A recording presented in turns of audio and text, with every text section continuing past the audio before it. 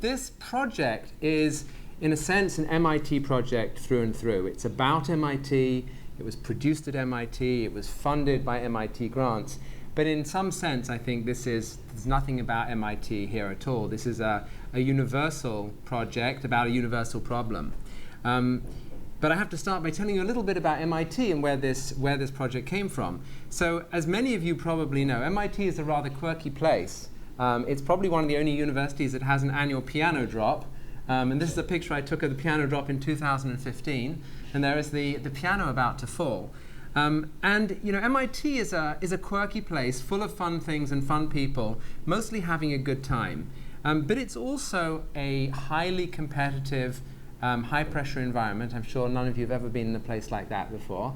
And that can exact its costs. And in 2014, 2015, we had a terrible mental health crisis.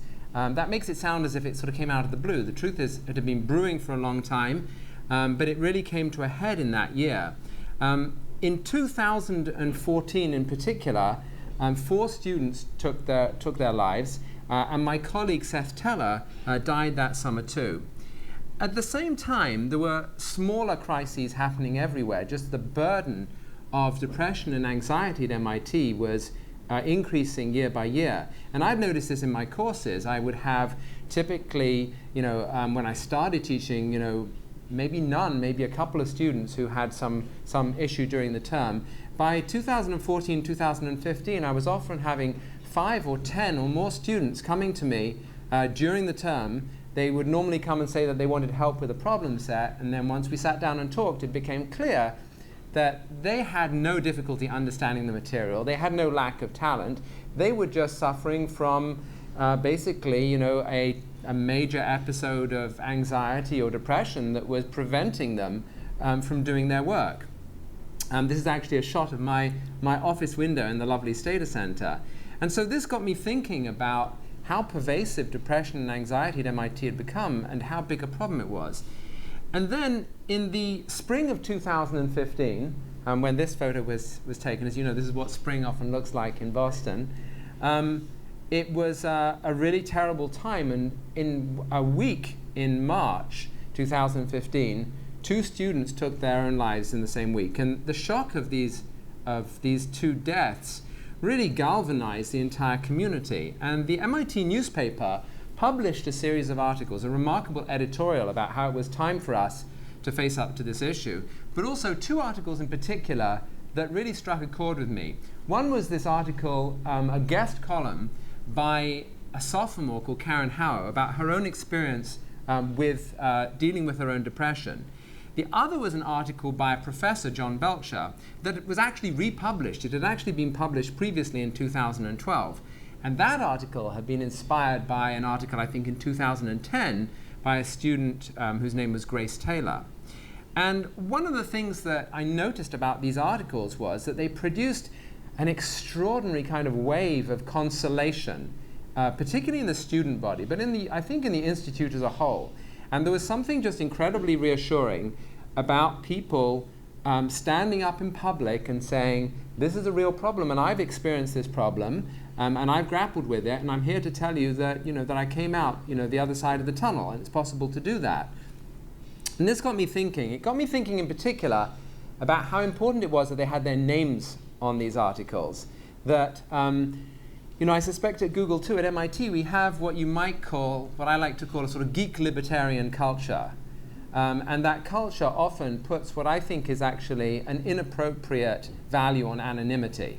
Because a lot of people are very concerned about privacy, they think anonymity is somehow a good thing in itself. And what I'd noticed was that when people used anonymous forums to talk about things that they were unhappy about, it didn't have this consoling effect. And I came to actually think that perhaps it had exactly the opposite effect, that there's actually something that reinforces stigma about expressing yourself anonymously.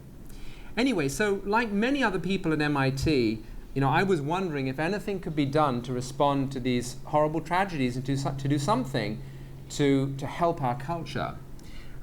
Anyway, so as Lisi mentioned, I'm a photographer, And every summer, I'd been going off to Maine, to the Maine Media Workshops up in Camden, which is this fantastic place that has, I don't know, 30, 40, 50 photography workshops every summer.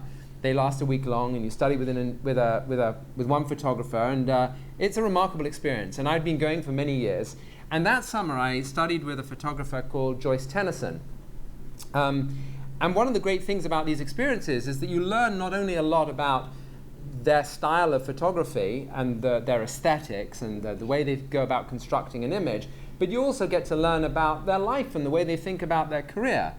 And Joyce said something that was really remarkable and that really struck me very deeply. This is a picture I took of Joyce that summer. These are pictures that Joyce is famous for. She'd been a commercial photographer, and then she had really moved to becoming a very successful art portrait photographer. She produced a book called Light Warriors that these photographs were taken from. And as she put it, she came to realize that she was spending, or had spent, much of her career making photos of beautiful young women in their 20s. And it suddenly occurred to her that she was a woman in her 70s, early 70s, I guess.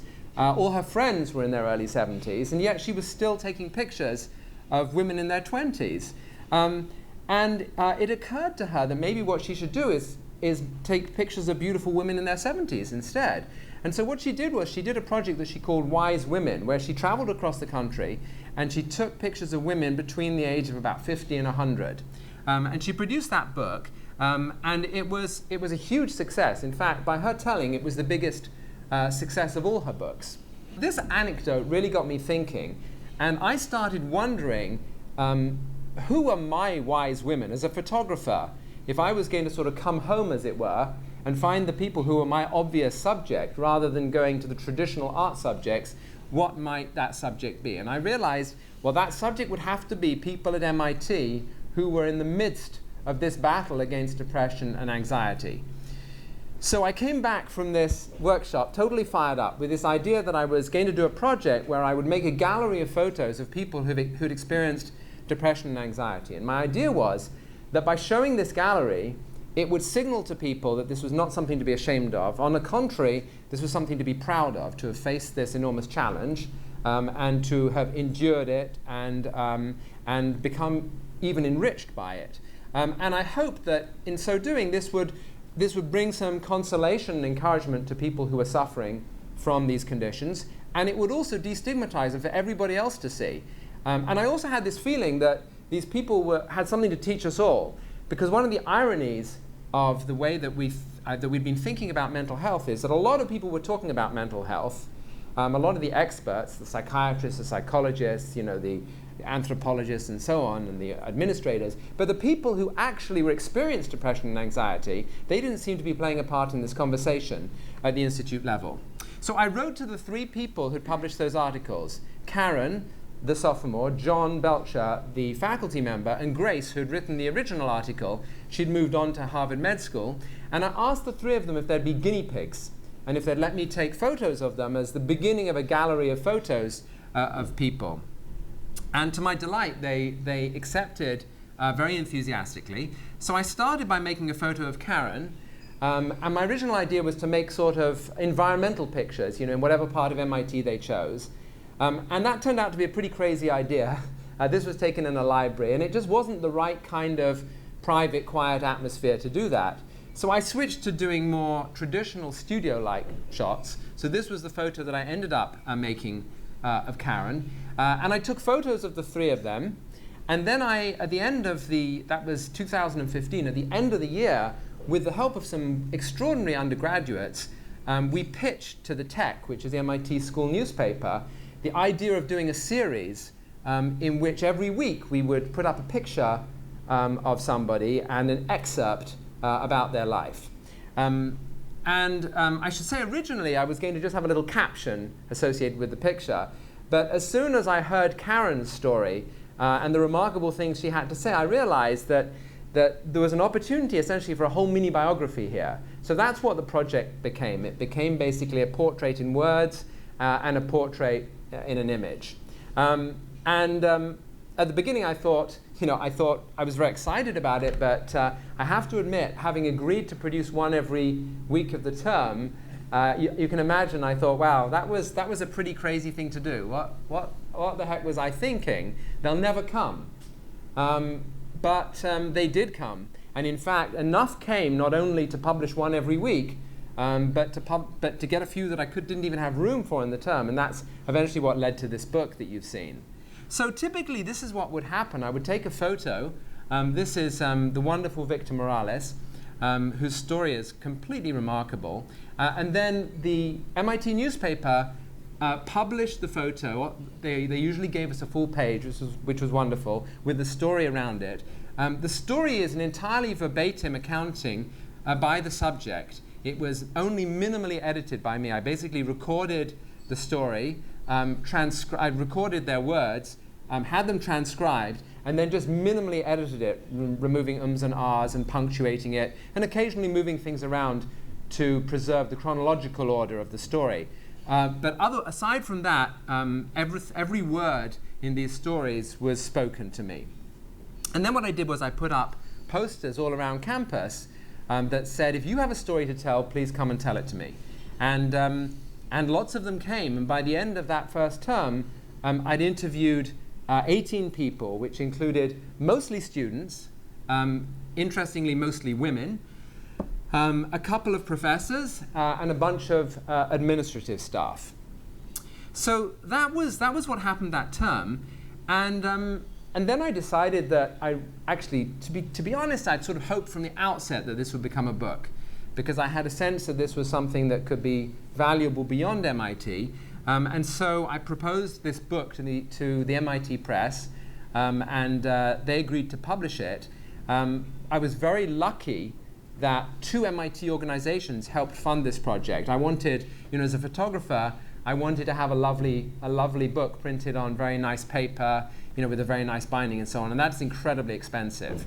So the book probably should have cost $60 or $70, but the MIT Council for the Arts gave me their biggest grant of that year, and then I got another grant from the MIT Mind, Hand, Heart Innovation Fund, and that allowed us to subsidize the printing so much that the book is actually relatively cheap. I think very cheap by the standard of this kind of book. Sort of typically going between about $20 and $30 a copy, depending on Amazon's current algorithmic state. And then a wonderful thing happened the following, this was before the book came out. An alumnus approached me and said that he was very interested in giving the book to new students at MIT. And he proposed running a Pi Day challenge. That's our MIT annual fundraising day. And we ran that challenge in collaboration with Mind, Hand, Heart, which is the mental health initiative on campus, and amazingly raised about $15,000 that day. And that was enough money to buy a copy of the book for every student. So we gave a copy of the book to every incoming student the following year. And since then, it's sort of been a really fun and exciting project of basically taking these remarkable stories of these extraordinary people on the road and trying to proselytize for the book.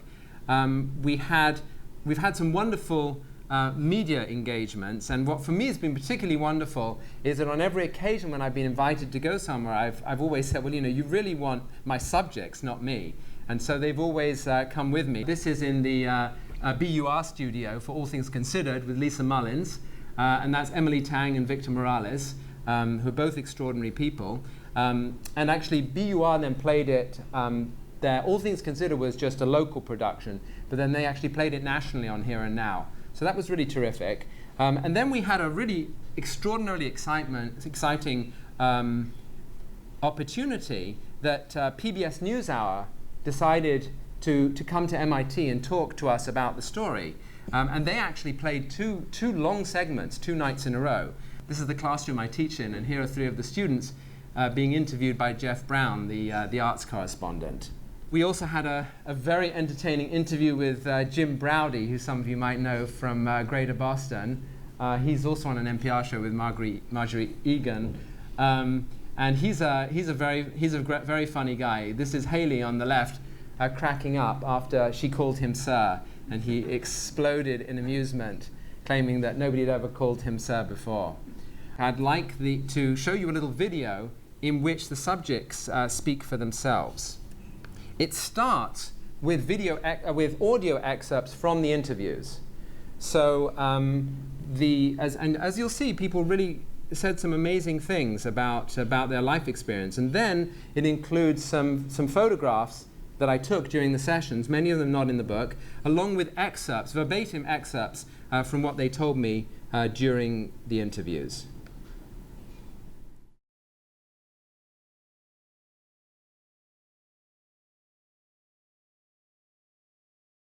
I committed a week before. I said yes to MIT, and then she has this heart attack in front of me.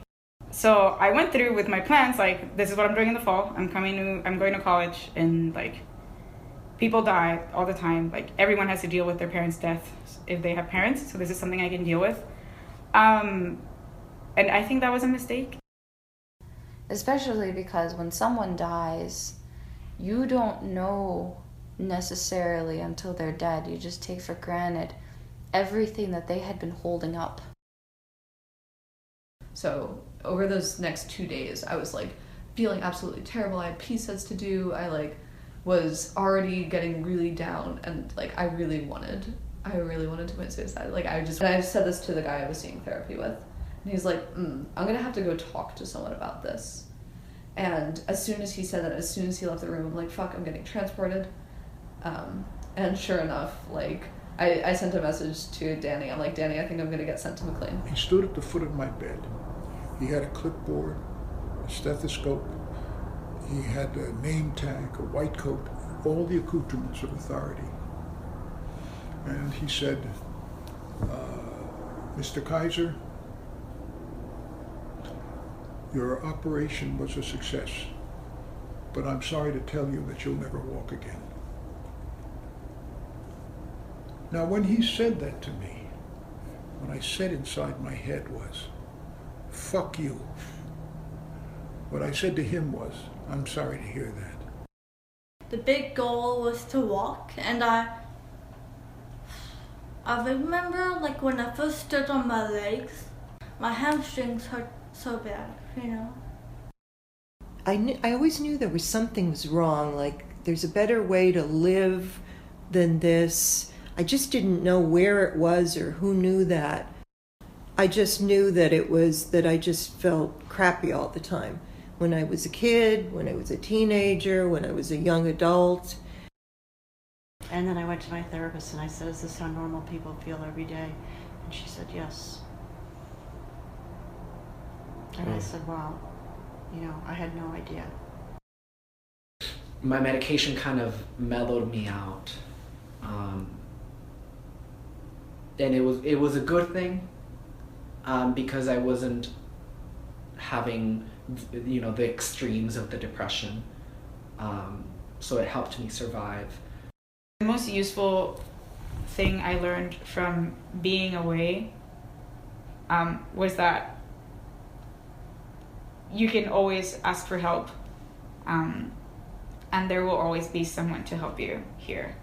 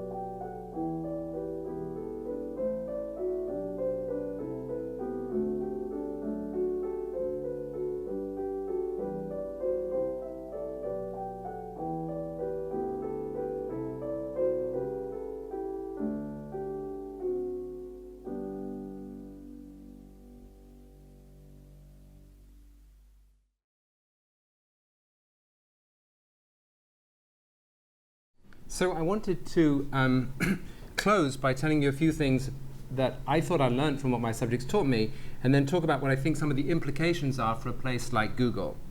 So the first thing I learned from talking to all these people is how much unhappiness is in the world.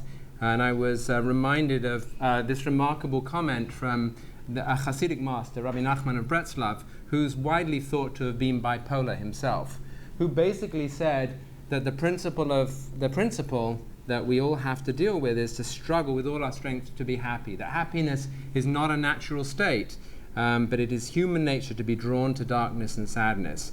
And sadly, I think that's really true. And so happy people aren't people who are just lucky, they're people who work at it. The second thing, which you won't be surprised to hear, is that competition really hurts. You know, everyone told a story of coming from a high school where they were the top of 1,000 students, and they come to MIT, and they're just the same as everybody else. You hit MIT, and it's not enough anymore. I learned that depression, that major depression, depression is really on a spectrum, and that major depression is a terrible, terrible disease. And it's not, I mean, I knew already that it wasn't just like being a little bit unhappy, but the people who suffer from major depressive episodes go through something that many of them describe as much worse than physical pain. And it's a terrible and debilitating disease that robs you more than anything of your resilience, which makes it very hard.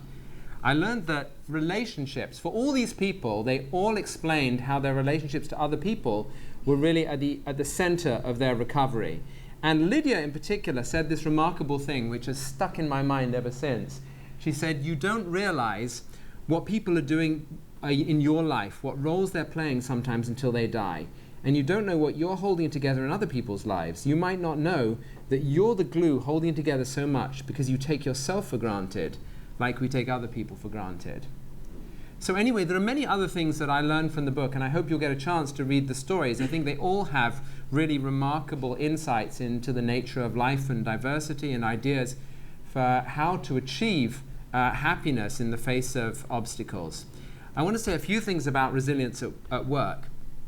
The first is that these conditions, if we're just talking narrowly about anxiety and depression and bipolar, these are universal. And so this is just applying the normal rate. So if I'm assuming there are almost 90,000 people at Google, that means you have about 18,000 people at Google who have a severe anxiety disorder, about 7,000 who've experienced major depression, and about 3,000 who have bipolar disorder. So this is basically everywhere. It's pretty clear what causes depression. We don't know in any individual what the cause is, but in pretty much all my stories, there's some combination of a genetic predisposition, traumatic experiences, and then a stressful life, not enough sleep and exercise, poor social connectivity, and ultimately a loss of self-worth, which seems to be the trigger that for a lot of people really takes them to a quite ruinous state. So I've thought a little bit about strategies for resilience. First of all, to value the whole person and to be very careful about judging people on one dimension, the way they perform on the team, what their programmability is, whether they're intelligent, only in a logical sense rather than their larger emotional intelligence. Secondly, we always pay lip service to rewarding the team players, but do we really reward the team players who actually build up the other members of the team, who aren't just team players because of their outsized contribution to the end result, which is different from really building the team itself? And I think one that I've come to realize more and more is really critical is that an organization needs to encourage people to be able to acknowledge and talk about their own vulnerabilities. A friend of mine who's sort of been educating me in organizational matters shared with me this extraordinary paper. It's quite old now, I think it's from 2014, by Robert Keegan and his colleagues at Harvard Business School.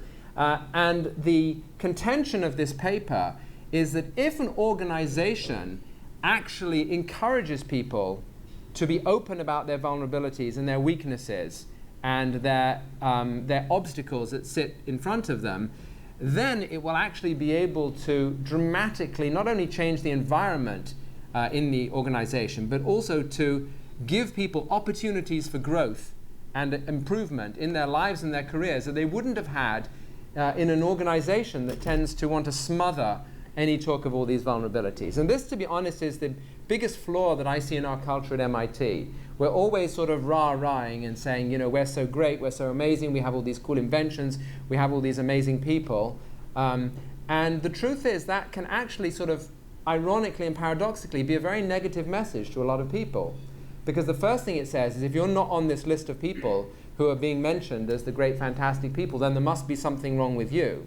But it's also saying subliminally, if you feel in any respect that the environment isn't perfect, and that you're not perfect, and that you can't see a direct path to huge success, then there must be something very wrong with you. And that doesn't empower people to be their best, and that doesn't actually create an organization in which, rather than feeling jealous or disappointed and angry and bitter about not being the best achievers, you know, it doesn't create an atmosphere in which people can actually work together to achieve great things.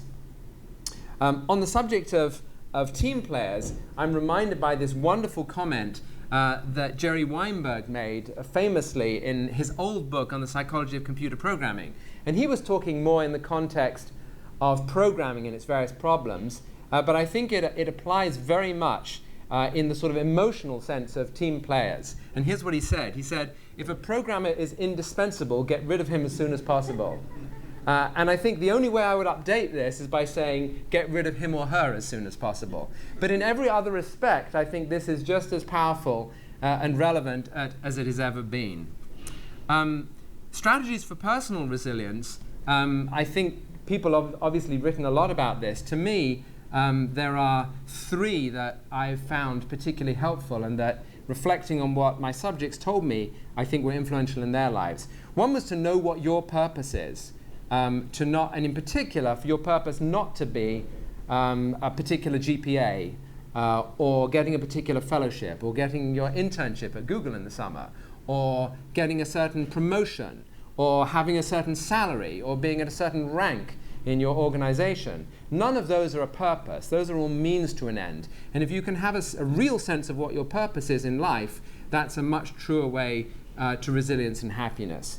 The second thing is that people who are open to other people about their own fears and vulnerabilities end up being, I think, much happier and much more resilient themselves, partly because they share the burden, partly because other people respond in kind and they realize that the world is both a more vulnerable place but also a kinder and more supportive place than they imagined.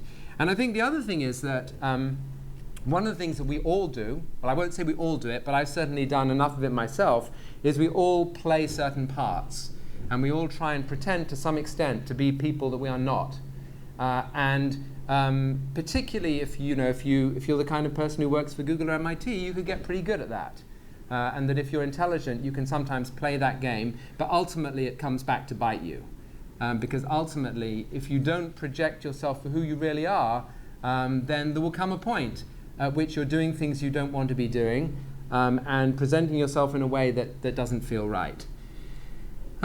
So I thought I would ask you, what do you think the biggest challenges that you face in the tech industry at Google are, societally and organizationally and personally, and what are the best strategies and opportunities to address that? I'll just show my last slide, which is that I have a little resilience postcard that I send out about once a month, and I'd be delighted if you'd like to subscribe to that, and you can find out more about the book there. But at that point, I think I will stop talking, and I'd love to hear from you.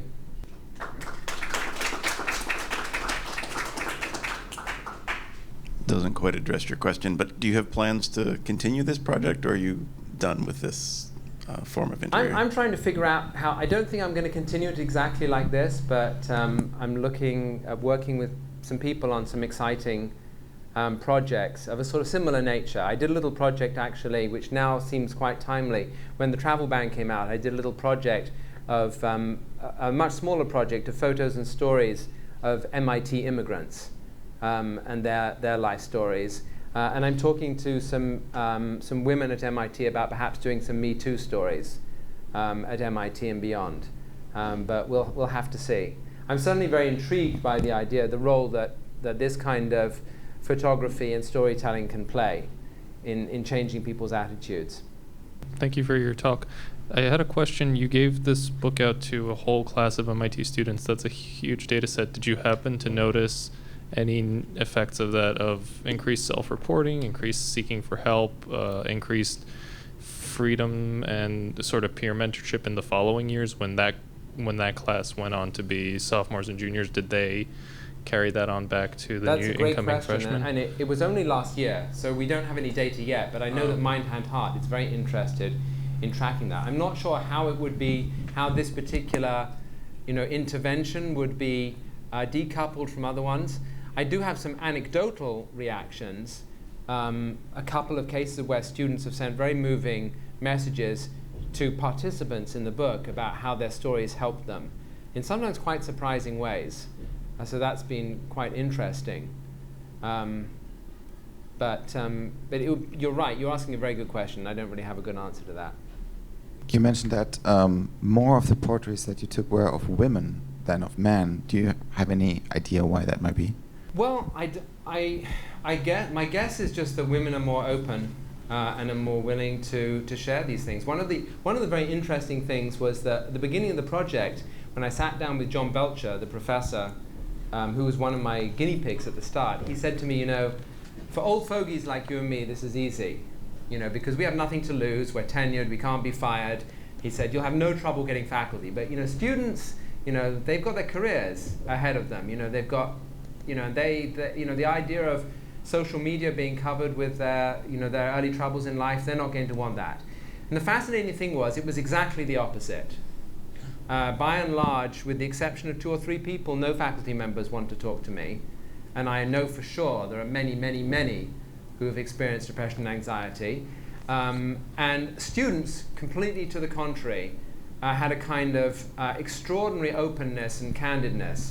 In fact, Krista Tippett, I don't know if you know, she's the host of this wonderful NPR show on Being.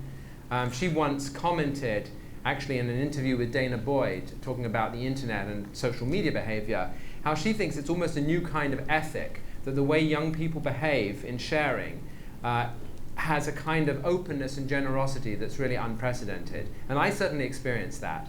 And I experienced it particularly from these women more than men. I tried to actually get more men. One of my colleagues, a female colleague, said to me, it's all women, can't you get some men? And I said, I'm trying. Yeah, so I don't know what it is, but there's certainly a gender difference there. Hi, I missed the first half of your talk, so I'm so sorry if you've already covered this. But how do you think that we can teach resilience to university students? Do you have any strategies for that work in the classroom or that could work in our meetings? Sure. I think the main way that we can teach resilience is by example, is by the way that we talk about the goals that we set for ourselves and for each other. And by making a culture in which we actually value openness and encourage people to share their struggles with the idea that that's the way you become better. Just one thing that occurred to me, I realized that for a long time I'd been saying, we should value people for who they are, not because, they've won certain prizes or have certain positions. And then one day sitting in a lecture, seeing someone introduced, the person said, and I'd like to introduce, my colleague so-and-so who's won A, B, C, and D prizes, and whose article is the most cited, blah, blah, blah, and so on. And I realized I've done that myself.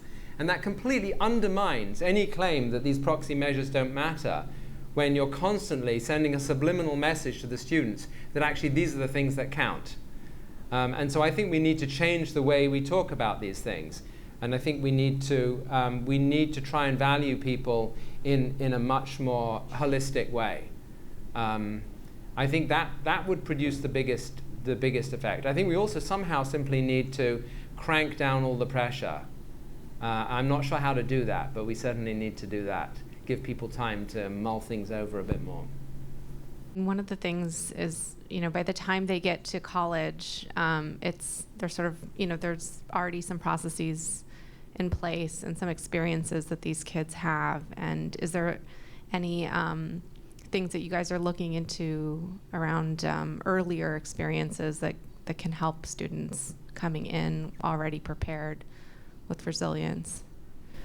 Oh, that's a great question. I don't know. I'm not part of the team that sort of worries about this for MIT, but I think you're absolutely right. It's often well established, but in my experience talking to the subjects of my book, it's often in early childhood that they had traumatizing experiences, and those experiences then come up much later. They get triggered by their experience in university or in the workplace. And so I think you'd have to go way back. So I suspect we also, I have a feeling, and I'm sure you've read the famous Gene Twenge article in The Atlantic about mobile devices, and those extraordinary graphs that show the advent of the iPhone almost perfectly correlated with huge drops in social activity, whether it's driving cars, going out with friends, sexual intercourse, everything plummets in 2009 with the advent of the iPhone. And just anecdotally, I think a lot of people are feeling that devices are a very large part of the alienation that young people feel, and that's dramatically exacerbating the problem. So maybe as a technologist, one of the things we can do is work on that. So you had asked what does Google do to help its employees, and I still remember at orientation that they point out that you will feel overwhelmed in the beginning. This is expected, this is normal, everybody gets this, and even some points later on you'll get to the point where you feel like, what am I doing here? And pointing out that there is a lot of imposter syndrome at Google, and pointing out that it's normal, which is very helpful, especially when you're starting out. Yeah, that's very good. I think just setting expectations, I think that's one of the things that's very demoralizing for people who somehow, particularly if they came from an experience early in life when everything was easy, and then suddenly it's not easy. And maybe if they could just be told, maybe we need to do a better job of that as well, telling people it's not going to be easy, and here are the kinds of challenges you'll face. I know you said you weren't part of the overall program that deals with the sort of the application of this, but have you changed the way you teach within your classroom at all, incorporating any of these ideas? That's a great question. If I changed in my own classroom, so I have to first admit that makes me feel tremendously guilty, because one of the things that we did was we tracked the amount of time people spent on the programming assignments in my course this term, and I don't dare to tell you what the numbers were. But suffice it to say, it was a classic MIT fire hose course. Who would have thought that learning Node.js could take so long? that you'd need more than 3 days to do that. Who would imagine? It turns out you need more than 3 days. And so I think I've done actually pretty badly in my own course, certainly in terms of cranking down the pressure, and that's something I know we really need to work on. I think I've become better, I hope, in a couple of respects. One is that when a student wants to come and talk to me, and I never ever any longer say, well, have you checked with the TA? Because I'm worried that they're going to ask me something about installing Node or something that is really a technical question that the TA can do better than me anyway. And I've come to realize that when a student goes to a professor, they have a reason they want to talk to you, and that often it's not what the pretext is. I think I've also learned that when people come to talk to you, I had a very MIT-ish attitude, sort of engineering attitude, that you have to solve people's problems. So if someone's feeling sad or depressed or whatever, you have to know what to do. You have to say, well, here's what you do. Get more exercise, get more sleep, go see a psychiatrist, go see a psychologist, go to MIT Mental Health, And I came to realize how incredibly misguided this is. First of all, you can't solve their problems, but secondly, they don't want you to solve their problems. They're smarter than you think. If they wanted you to solve their problems, they wouldn't be coming to a computer science professor. They could be going to a psychologist. The reason they're coming to you is because they want you to listen to their problems. And so I've realized that actually, it's a lot easier than you might imagine. And that I think as faculty, we just need to realize that sometimes our students just need us to listen to them and to pay attention. So I hope I've improved in that respect. But in the structural respects of the class, I have to admit that needs some work. And it's also particularly challenging in a large class. I think in a small class, it's a bit easier because you can build relationships with the students. I should say one exciting thing is that some of the counselors from MIT Mental Health have been doing a freshman seminar this fall using my book on resilience. So I'm very interested to see how that will have turned out. I just wanted to comment, because I brought this up in the Google context before, that I think kind of the partner skills of resilience are compassion and humility. And for people who don't struggle with any kind of mental illness or barriers, if we can teach them to be more compassionate and more humble, it supports the work of the people who need to be resilient because of various things they'll struggle with. So just something to think about. I taught freshman CS for a couple years, and I specifically worked with my students on compassion, humility, and resilience. And so I think we would all do well to consider those 3 values in our workplaces and courses. I think that's a great point, actually. And one thing to mention is that at MIT, there's been an explosion of these failure activities. There was an undergraduate one and a graduate one, both of which I was honored to participate in. I guess I was, honored to be chosen as someone whose failures were considered major enough to be able to talk about them. But I think that's actually a great move, having people talk very publicly about failure and about how they've coped with failure. And I also think it's actually interesting pedagogically, because I think that people who are good at something are normally, it's not that they just have a natural ability and that they get it right, it's that they've actually learned how to deal with things when they go wrong. I mean, that's what crafts are all about, right? It's not that you can measure perfectly and cut perfectly, it's that you know how to adjust things when you're off, when things are slightly off. And I'm reminded of how I've been working with my daughter when she was a teenager for many years, trying to help her get into math, and she was so fearful of it and so convinced she was bad at it. And finally I got her to admit that she actually thought that if she was good at math, then the answers would come to her immediately. She wouldn't need to think hard. And what I explained to her was that might be true for 1 in a million, really, really extraordinary, off-the-charts math students. But actually, most of the students who are really good at math, they're good at it because they're good at the thinking, and they're not frightened to do the thinking. And that what she needed to do was get over that fear and realize that it isn't natural, it doesn't come naturally, and that if you can sort of sit with the problem, then you can actually make progress. And I think that made some change for her. So I think that this idea of us all being a bit more humble and explaining that things are hard, I think can also be pedagogically very powerful as well. Thank you all so much. It's been a pleasure being here.